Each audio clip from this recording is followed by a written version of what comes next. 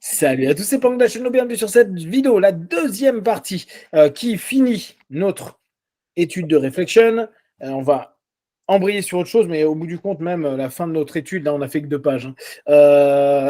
On peut rester très longtemps avec l'I, hein, vous avez pu remarquer. Donc, on a parlé de différents éléments intéressants. Là, on est revenu un petit peu sur l'histoire. On est revenu sur, on a un peu parlé d'intelligence individuelle, d'intelligence supérieure, etc. Donc, n'hésitez pas à visualiser la vidéo précédente. Là, on continue. On est vraiment sur la fin. Ouais, je crois que j'ai 2-3 trucs que j'ai encore surlignés. Après, on va transitionner sur autre chose. Donc, ce qui fait plus de sens pour nous est la théorie que le désir, les croyances et l'attente sont subjectifs, sont des facultés subjectives de l'intelligence humaine et que ces facultés accumulent une énergie subjective dans une dimension subjective. Donc, on est bien d'accord. Notre trio gagnant, hein, que vous refaites, je vous rappelle, quand vous faites ça, c'est un rappel de désir, entre autres, mais j'avais trouvé que c'était très intéressant en mnémotechnique, c'est votre désir, croyance, attente positive. D'accord.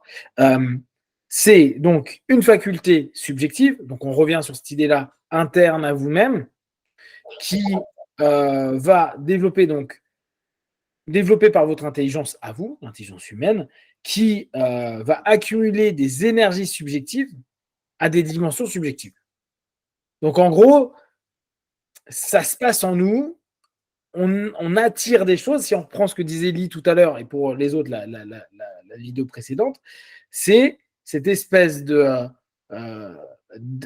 faisceau d'énergie qui pourrait être, comme Lee l'a défini tout à l'heure, l'intelligence supérieure, sur laquelle on va tenter d'aller prendre de l'énergie pour le ramener à l'intérieur de nous et pouvoir, bien sûr, être actif. Alors, ce qui est cool, hein, et souvenez-vous, c'est pas parce qu'on vous parle d'intelligence supérieure ou autre que vous avez à ne rien faire.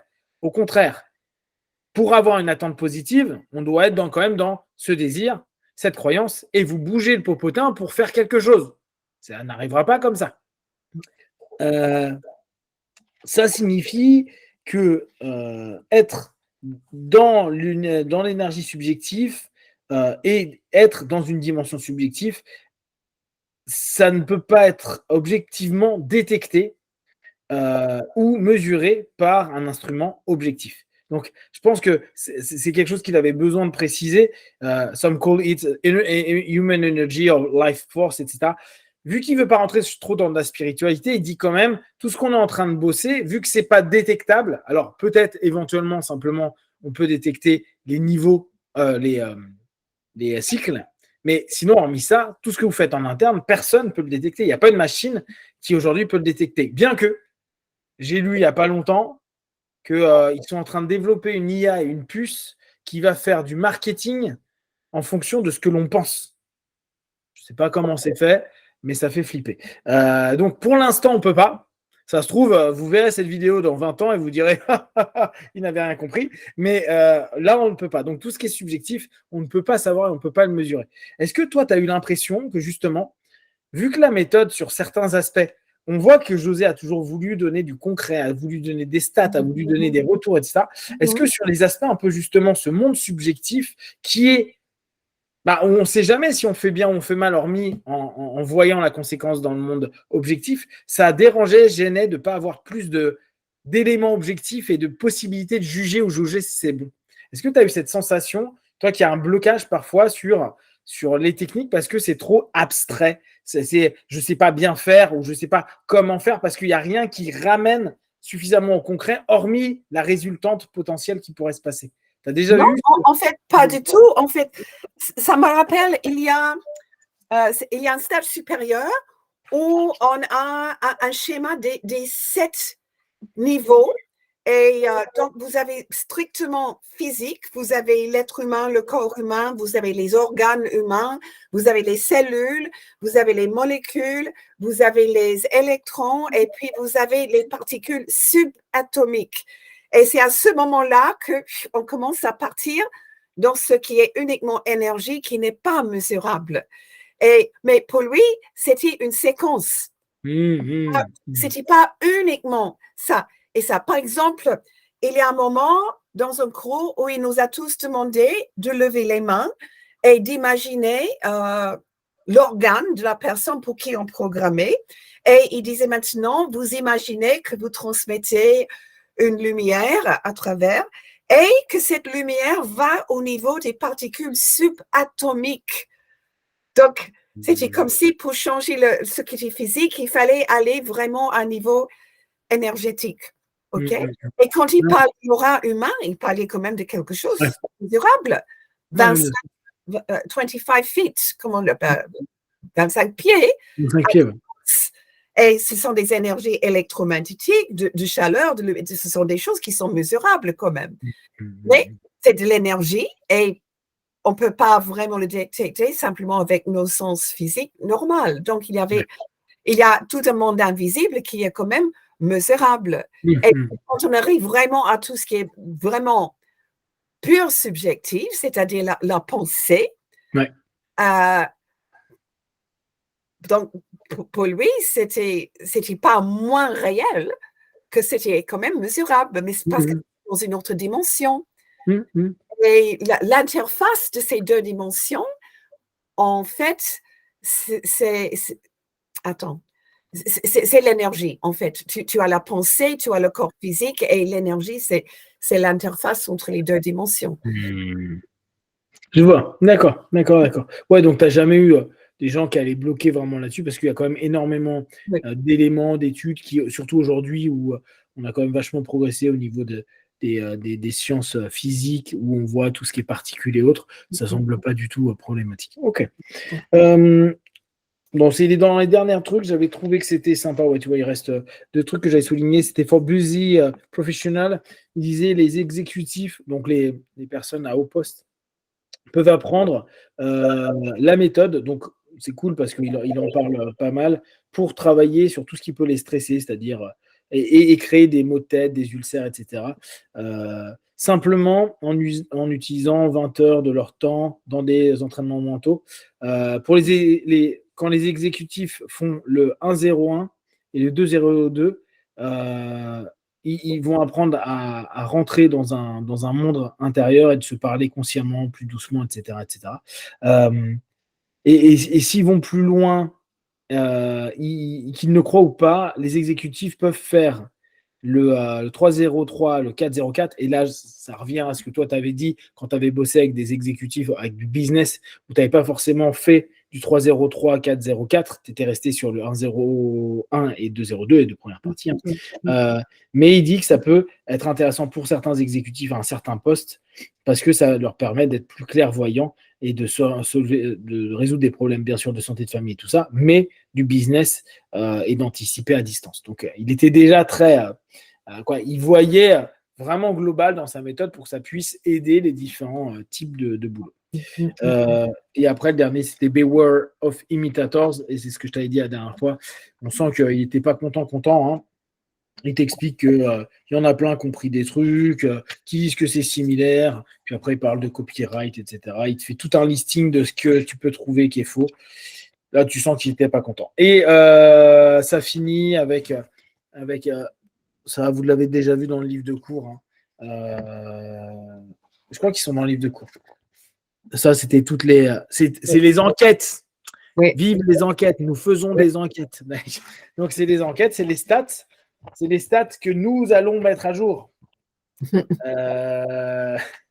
Donc, et tu vois, il rappelle bien 1107 participants. Nous, pour l'instant, on est à 300, mais que avec la France. Donc, on va largement les dépasser, les 1107 participants. Donc, voilà. Ce petit ouvrage, il est sympa, vraiment.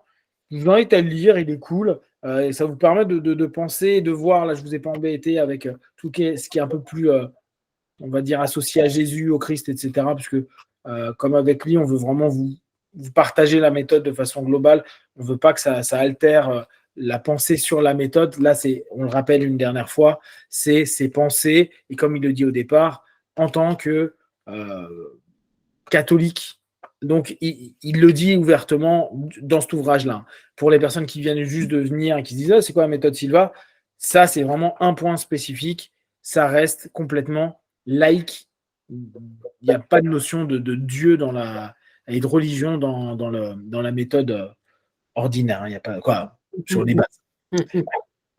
Et là, justement, pour réflexion, il dit carrément, ça, c'est ses opinions personnelles. Exactement. Mais pas dans les cours. Exactement. Donc, toujours à se rappeler. Alors, on va faire d'abord une petite transition avant de passer à mes petites questions.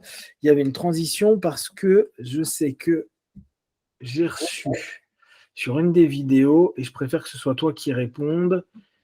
Hop. Et pour montrer qu'on répond, que vous pouvez poser des questions et qu'on vous répondra comme ça. Alors, bien sûr, avec les délais, ça peut peut-être être un peu long, parce qu'en général, vous l'avez une semaine après, à peu près par rapport à votre question, mais pas trop de soucis. Donc, attends, c'était dans les commentaires. Hop. Qu'est-ce qu'on a eu? C'était ça, c'est pas Bou, c'est pas Terry, c'est Fabienne. Attends, c'était Fabienne. Fabienne, hop. Alors, c'était sur notre dernier podcast. Et bonsoir Pang, dis-moi si j'ai bien compris. Si je travaille avec mon miroir, je continue avec celui-ci en laissant du temps pour obtenir la réponse. Admettons un mois à peu près. En cas de non-réponse, je refais. En cas de non-réponse, en gros, j'ai pas eu de résultat. Je refais avec une autre technique, mais je ne cumule pas. Après, tu répondras. Hein. Donc, je refais avec. J'ai fait un truc, ça n'a pas marché, j'ai pas de retour au bout d'un mois. Je refais avec une autre technique, mais je cumule pas les techniques. Ça va être déjà quelque chose qu'il faut que tu éclaircisses. Et si malgré tout le changement, la réponse ne vient pas, donc malgré les changements techniques que j'ai faits, je n'ai pas de retour. C'est là que je me dis que ça ne fonctionne pas. Dans mon cas, je me dis que j'ai raté quelque chose et que je ne vais pas y arriver. Tu vois un peu la problématique. Elle teste quelque chose pendant un mois, il n'y a pas de retour. Elle change et elle décide de prendre une autre technique pour obtenir un résultat. Et si ça ne marche pas, là, elle se dit qu'elle a fait quelque chose de mal et qu'elle n'y arrivera pas, etc. etc. Qu'est-ce que tu peux lui dire par rapport à ça? Quel indice tu pourrais lui donner? Je ne sais pas quand elle dit est-ce qu'elle a essayé une autre technique, si elle veut dire elle n'utilise plus le miroir de l'esprit, mais elle fait quelque chose d'autre. Moi, je le comprends comme ça. Moi, je comprends qu'elle a fait le miroir pendant un mois. J'imagine qu'elle a visualisé ses trucs. Elle a travaillé le tableau bleu. Hop, elle a fait le blanc. Et après, je pense qu'elle a renourri le tableau blanc. OK. Et je pense que pas de résultat. Et elle est passée à autre chose. Je ne sais pas quoi. Admettons, verre d'eau, rêve. OK. De toute façon, pour obtenir quelque chose, pour programmer quelque chose, la technique, c'est le miroir de l'esprit. Mais si elle n'est pas sûre, il y a plusieurs techniques qu'on peut faire pour savoir est-ce que je travaille sur le bon but. Mais je ne changerai pas le miroir de l'esprit. Hein? Je changerai ce que je programme. Okay? Et là, justement, je pourrais utiliser le verre d'eau, la technique des rêves. Je pourrais discuter avec mes conseillers. Donc là, il y a plusieurs techniques pour trouver une réponse. Okay? Mais là, quand elle dit la réponse ne vient pas, est-ce qu'elle voulait vraiment dire réponse ou est-ce qu'elle voulait dire elle n'a pas eu le but qu'elle a programmé? Donc, il faut bien distinguer parce que tu peux programmer un but et tu peux quand même avoir du feedback. Et moi, je trouve très difficile à croire qu'il n'y a eu aucun feedback pendant un mois. Oui, pendant un mois, peut-être elle n'est pas arrivée à obtenir son but. Mais pourquoi est-ce qu'elle n'est pas arrivée? Est-ce qu'il y avait des obstacles? Est-ce qu'il y avait des petites choses qui ont changé, qui ont montré qu'elle était sur la bonne direction? Donc, le feedback, en fait, est pour ou contre. Et tu as l'impression que tu deviens de plus en plus proche ou de plus en plus loin de ton but. Et s'il y a de plus en plus d'obstacles, et en fait, avoir des obstacles ne veut pas dire que c'est le mauvais but. Mais parce que souvent, les obstacles, ça t'amène à travailler un peu plus dessus. Mais comme disait José, et là, je ne sais plus où il a dit ça, mais on n'entend pas ça dans le cours de base. Mais il dit, tu programmes quelque chose, OK? Et tu observes les résultats. Donc, tu es dans le réceptif. Si tu as un obstacle, travailler pour, justement, qu'est-ce qu'on dit pour un obstacle? Pour dépasser l'obstacle, dépasser l'obstacle. Si tu as un autre obstacle, continuer. Mais si les obstacles deviennent de plus en plus petits, ça, tout seul peut être une indication que c'est dans la bonne direction. Si par contre, après chaque obstacle, il devient de plus en plus grand, là, c'est peut-être un feedback que tu programmes quelque chose qui n'est pas bon pour toi ou qui n'est pas apte à ce moment-là. Et là, il faut réfléchir, est-ce que je change ma façon de programmer ou le but final que je désire? Et là, tu peux aller justement faire technique verre d'eau, etc., etc. D'accord. Je ne sais pas si ça répond à la question, mais pour moi, c'est clair quand on dit est-ce qu'on change de technique? Parce que pour le but, tu utilises toujours le miroir de l'esprit. Exactement. Non, mais je pense qu'elle a dû arrêter le miroir de l'esprit, elle a dû faire d'autres techniques. Et on revient, hein, la méthode Silva a pour but de vous mettre en alpha, de que vous maîtrisiez votre mental, etc. Et de trouver des réponses, avoir de l'information, cumuler de l'information pour décider et faire les bonnes actions. Effectivement, pour programmer, c'est un élément clé de la méthode, programmer des choses. Ça se fait dans le miroir de l'esprit. Rappelez-vous, le reste, c'est surtout de la prise d'infos. Ça nous permet, les rêves nous permettent une prise d'infos, le verre d'eau nous permet une prise d'infos. Les autres, je passe pour gestion du sommeil, etc., etc. C'est pour être bien, on revient à un des fondamentaux dont on a parlé la semaine dernière. Être bien dans votre corps, ça fait partie, c'est un mouvement clé de la méthode. Il faut que vous soyez bien, sinon ça ne sert à rien. Vous ne pourrez pas vous aider, vous ni aider les autres. Donc, on a vraiment des techniques pour prendre de l'info, voir les conseillers, voir projection sensorielle. Hein. Vous pouvez aller prendre de l'info en projection sensorielle, mais vous restez l'élément qui permet de programmer, qui permet d'orienter, c'est le miroir. Et si ça ne fonctionne pas, la question est de se dire, et ça je trouve que Lee, elle le recadre super bien, et je pense qu'il faut peut-être qu'on le répète toujours et davantage, c'est que peut-être vous n'avez pas orienté correctement la visualisation, la suggestion, l'orientation, voire même le résultat que vous voulez obtenir. Et les autres outils vont vous permettre de vous dire « Ah mais non, mais en fait, ce que je veux, c'est quoi ?» Peut-être vous n'avez pas bien défini votre objectif. Peut-être vous n'avez pas bien défini réellement ce que vous désiriez. Parce que parfois, il y a un delta entre désir et l'objectif. Et une fois que vous allez reprendre de l'info pour dire « Ah non, mais ce qu'il me faut, ce que je veux, de ce dont j'ai besoin pour résoudre des choses dans ma vie, c'est ça », bah, vous pourrez à nouveau travailler sur un élément qui peut-être ne sera pas ce que vous pensiez au départ. Parfois, on peut se dire, tiens, j'ai un pathos physique, et je visualise que ça aille mieux. Puis bon, je vois que ça ne va pas mieux. Mais peut-être qu'en fait, je fais un rêve, et dans le rêve, on me dit, ça me dit, le matin, je me lève et je vois, non, mais il y a quelque chose que ton père, ton frère, ta sœur, ou quelqu'un, ou ton employeur t'a fait, qui t'a blessé psychiquement. Eh ben, il faut d'abord aller bosser psychiquement sur cet élément-là et vous allez vous rendre compte que il y a de fortes chances que déjà le pathos physio il commence à diminuer.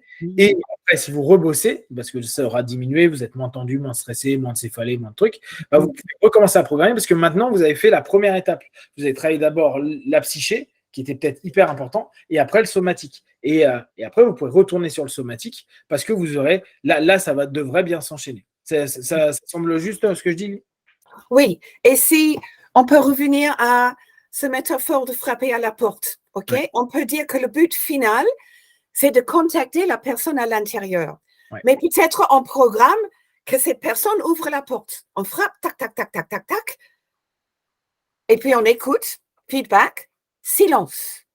On répète, tac, tac, tac, tac. On répète plusieurs fois, mais si chaque fois il y a silence et personne n'ouvre la porte, il faut qu'on change ce qu'on est en train de faire. Donc, je ne vais plus programmer que quelqu'un m'ouvre la porte.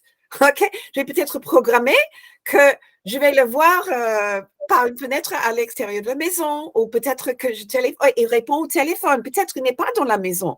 Donc, en fait, j'ai bloqué un peu mon vrai but, qui est contacter la personne, parce que je me suis mis trop dans il faut qu'il ouvre la porte, il faut qu'il ouvre la porte, tu vois? Oui. Et c'est un peu ça quand on programme avec le miroir de l'esprit. Quelquefois, on programme quelque chose assez précise, mais en fait, la précision nous amène dans une autre direction de ce qu'on veut vraiment. Parce que la personne n'est pas à la maison. Et on insiste. Donc, mais notre vrai but, c'est je veux contacter cette personne. Tu vois ce que je veux dire? Oui, complètement. Et à ce moment-là, ce n'était pas taper à la porte ni que ça s'ouvre la porte. Le but était de parler à la personne. Ça se trouve, tu vas rentrer chez toi et l'avoir au téléphone et ça te va très bien. Et c'est là où redéfinir son objectif et son besoin est essentiel. Mais là, on répète 2 ou 3 fois, mais Ouais. si la réponse ne vient, parce qu'il a dit la réponse ne vient pas. Donc, c'est que ce qui est programmé à ce moment-là avait un feedback, non, c'est pas la bonne direction. Donc, il faut que tu fasses autre chose, mais pas une nouvelle technique forcément, mais un nouveau but, une nouvelle façon d'obtenir le but final. Voilà. Okay. Yes, top. Bon, Fabienne, tu nous dis si c'est OK, si ça répond à ton questionnement. Wow, il ne reste pas beaucoup de temps. C'est pas grave, on va introduire quand même l'idée que j'avais en tête. Donc, là, j'aimerais parler, c'est d'un bouquin, j'ai fait un résumé il n'y a pas longtemps de ce bouquin-là. C'est un classique de l'hypnose qui a été écrit par Chick et Lecron. C'est en gros ceux qui sont présumés être les maîtres fondateurs des gestes idéomoteurs en séance d'hypnose. D'accord, les doigts qui bougent. Lecron et Chick. Ah oui, oui. Ah, pardon. C'est un bon bouquin. Bon, moi, j'aime bien. 68. Hein. Mais il y a un élément surtout qui m'a intéressé et je suis en train un peu de cogiter là-dessus. C'est ce qu'ils appellent alors, ça tombe bien, hein, notre petite discussion d'avant. Ça s'appelle ce qu'ils appellent The Hypnotherapy of Psychosomatic Illnesses. Et il y a un élément que j'ai beaucoup aimé qui s'appelle qui nomme les 7 clés. Et en fait, ces 7 clés, c'est les facteurs causaux, les 7 facteurs qui pourraient en fait être la cause de problèmes psychosomatiques. Et pourquoi je trouve que c'est intéressant? Parce que je pense qu'avec la méthode Silva, ça peut déjà intéresser, parce qu'on sait qu'il y a beaucoup de personnes qui viennent à la méthode parce qu'ils sont stressés, ils ne sont pas bien physiquement. Ils ont peut-être développé des pathos divers, pas d'énergie, maux de tête. On sait qu'on a des techniques, donc c'est d'autant plus intéressant à ce niveau-là. Et je trouve que ce côté psychosomatique correspond totalement à notre méthode. Et à l'auto-hypnose de façon générale, et à l'hypnose, bien sûr. Mais j'ai trouvé que c'était intéressant et c'est quelque chose que je trouve assez pertinent et vous verrez pourquoi, parce que je l'ai recroisé un petit peu avec la notion que José a des 3 stress fondamentaux qui sont culpabilité, perte et la routine de ce que l'on déteste. Vous savez, ces 3 stresseurs que José a définis. Je ne sais pas si quelqu'un d'autre que José l'a défini. Je n'ai pas regardé, je ne suis pas allé chercher l'info.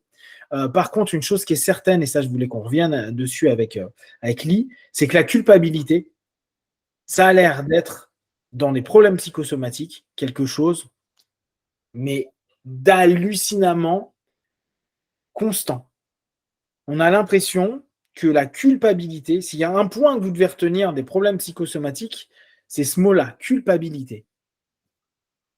Et alors, je ne sais pas comment on va avancer, c'est pas grave si on le fait la semaine prochaine, hein, mais ce que je trouve, là, comme ça, toi, si je te dis, voilà, je veux travailler sur ma culpabilité. Culpabilité générale, ça peut être une culpabilité précise. Alors, on est dans de la psychothérapie, hein, c'est hypnose clinique, donc ils sont encore dans des relents très freudiens.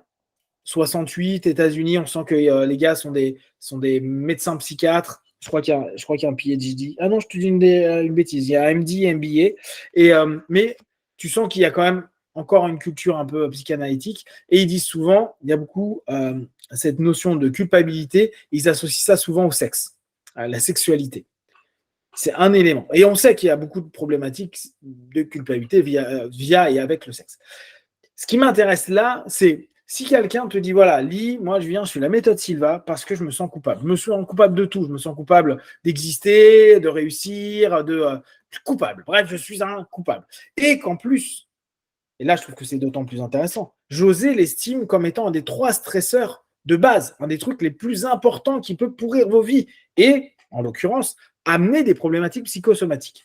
Qu'est-ce que tu dirais? Et comme ça nous permettra de faire notre introduction, on s'arrêtera là-dessus. Et comme ça, la semaine prochaine, on fait un teaser pour que les gens reviennent à se dire « Oh, mais ça a l'air trop intéressant ce qu'ils vont dire. » Qu'est-ce que tu dirais aux personnes qui viennent te voir en train de dire « Je veux utiliser la méthode Silva pour gérer ma culpabilité. »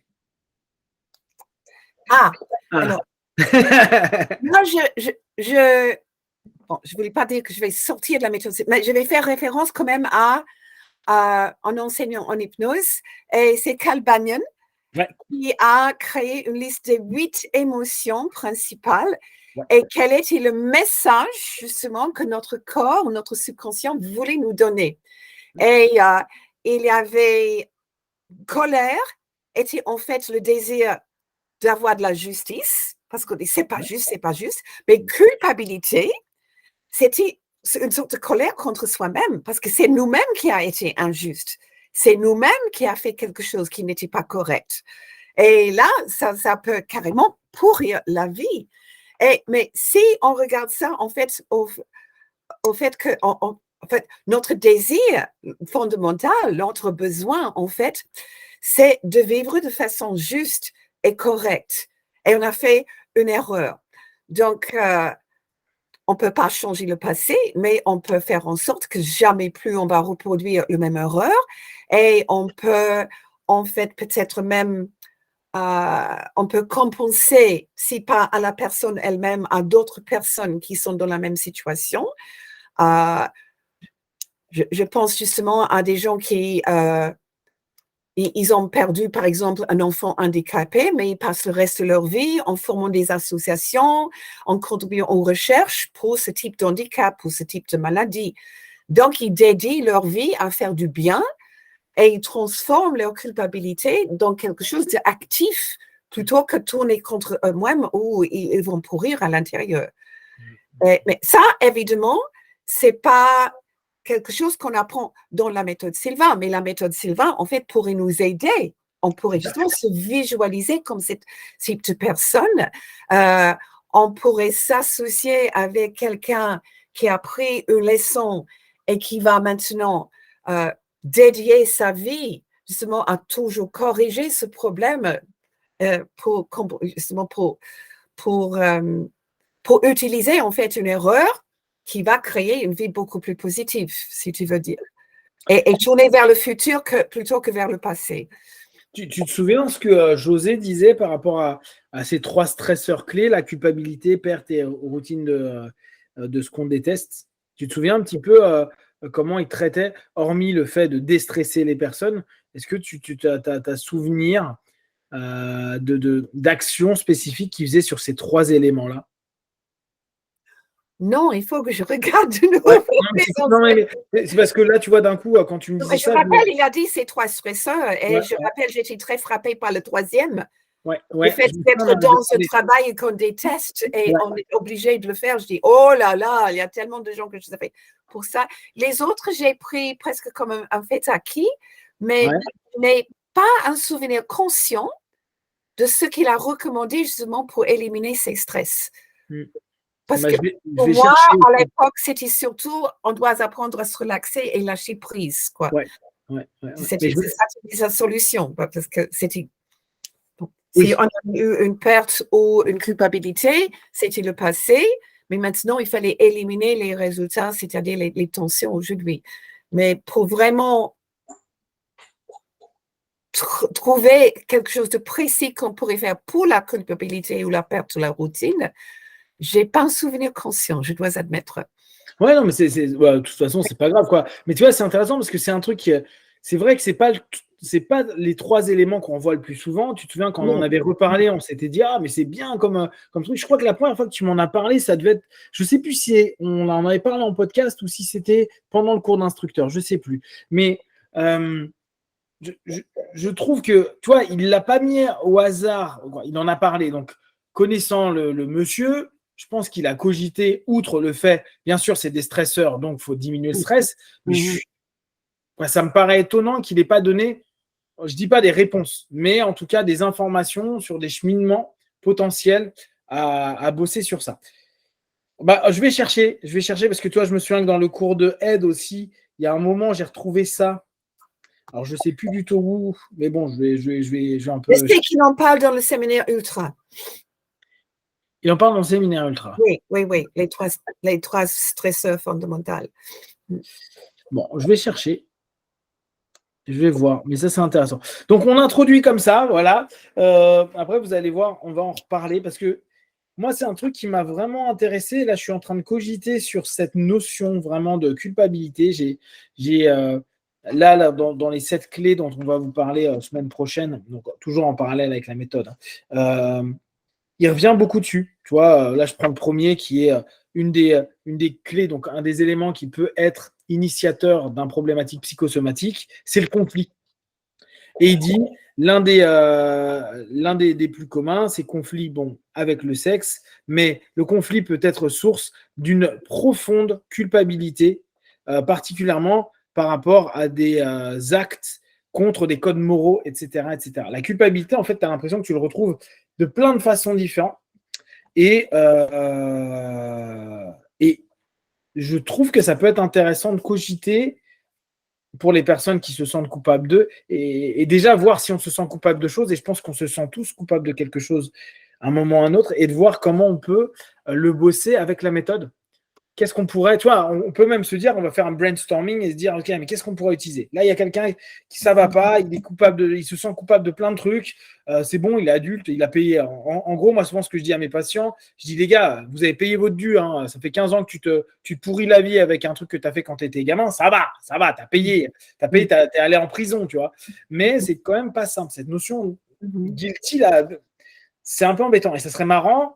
On va voir comment notre réflexion va évoluer, mais est-ce qu'on ne va pas pouvoir proposer quelques orientations et idées pour les personnes à travailler chez elles par rapport à la méthode, des idées de visualisation, des idées de laboratoire, des idées. Bon, j'en ai plein déjà d'idées, mais ça peut être intéressant d'en discuter un petit peu la semaine prochaine. Ça te va? Oui, absolument. J'ai déjà des idées. Tu vois. Oui, oui. Et une idée qui vient de Jerry CV aussi que j'ai trouvé formidable. On va voir un peu ça. Je pense que on parlera de cet élément-là sur le rapport psychosomatique. On va faire les parallèles avec la méthode Silva et on va un peu parler culpabilité. Est-ce que tu as quelque chose à rajouter sur cette fin de podcast? Non, on a dépassé l'heure. Je crois qu'il faut c'est ça. faire des choses. Mais merci d'avoir demandé quand même. Yes, donc on vous rappelle, n'hésitez pas à regarder les dates sur les différentes méthodesilva.be.ch.fr. Vous aurez toutes les dates. Je vous rappelle que Lee, elle est sur Paris pour Pâques. Week-end de 3 jours, hein, c'est la version compactée. Après, on a en juin Ultra et on a en août à nouveau avec Lee 4 jours. En général, là, j'ai pas les dates du tout, mais de mémoire, elle fait ça sur la dernière semaine d'août, non? Tu fais ça souvent, ouais, c'est ça, la dernière semaine d'août. Oui, 4 jours affilés. Oui. Et entre-temps, je pense qu'elle et les autres instructeurs vous en proposent d'autres, notamment en ligne. Donc, n'hésitez pas à aller regarder. Et surtout, nous, ce qui nous intéresse, c'est vos questions, vos retours, comme a pu faire Fabienne. On tente d'y répondre, on vous donne des orientations. Et si ça peut vous aider dans votre travail, c'est tant mieux. C'est quand même le but de la méthode, c'est que vous puissiez aider un maximum de personnes. Donc ça, c'est cool. Si vous avez des questions à des remarques, vous les partagez sur Facebook, YouTube, on y répondra le plus rapidement possible. Et comme d'habitude, de tout ce qu'on propose, ne prenez que ce qui est bon et juste pour vous tester, observer, analyser et conclure. Merci Lee, et à la semaine prochaine. Ciao. Ciao.